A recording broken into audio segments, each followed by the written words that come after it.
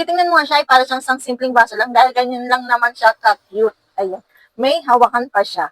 Ito nga pala ay wireless Bluetooth speaker na sobrang cute. Ganyan siya kaganda. So, buhay natin guys. Ayan.